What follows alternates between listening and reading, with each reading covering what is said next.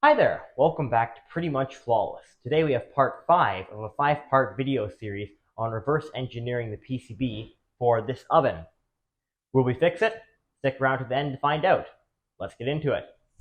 Alright, so we have our PCB ordered now, and now we just have to wait for the package. It's closing time.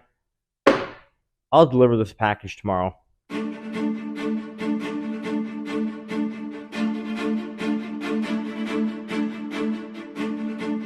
Stop, thief!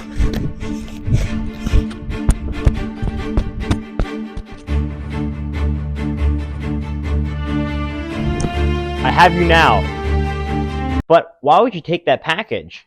You could just order your own PCBs from PCBWay.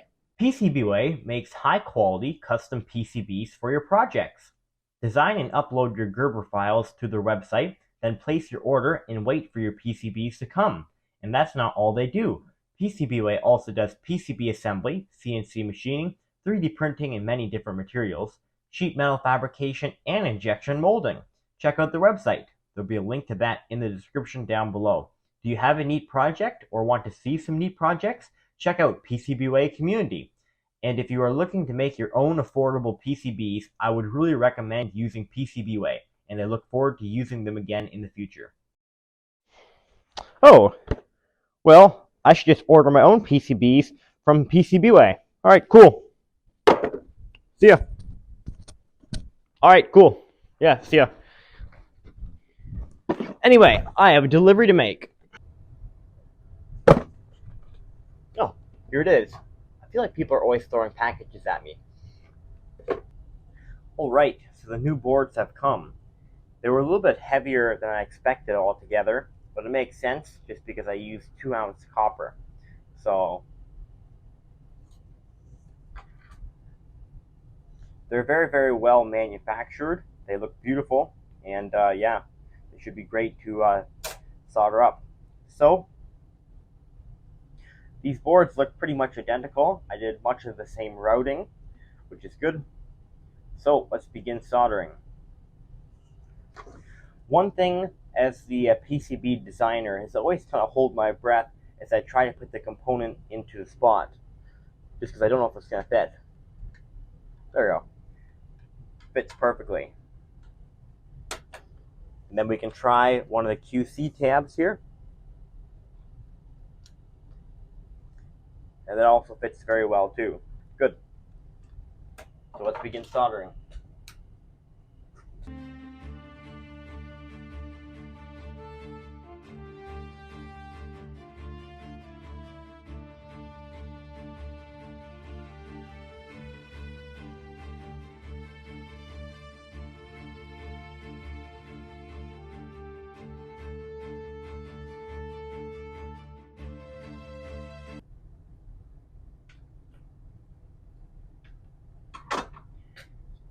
Alright, so I got all the QC tabs in except one. I made a mistake while ordering these. I needed 26. I only ordered 25. Oh well, we'll have to desolder one from the old circuit board and put it on here.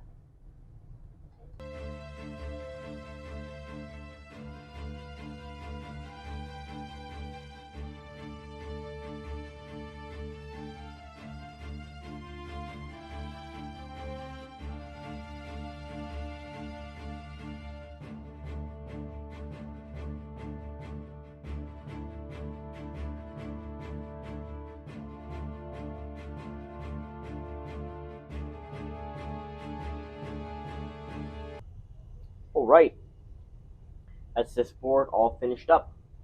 Looks beautiful. Good. Alright, so we have the board installed now, and now we can point out a few things. Number one is you can see where the explosion was. You can see this big black circle here, and this is where the other board got too hot, melted, and then I guess started arcing, and that caused a big black spot here. You can see some of the connectors are melted. That's just the plastic outside the connector. So that's a little bit deformed. The other thing you can see is you can see our original QC tab right here. This is the middle thermostat connector here. And yeah, I should have ordered 26 or more. I only ordered 25, so I need to take one off the original board. You can also see all our holes. There's 6 holes around the board here.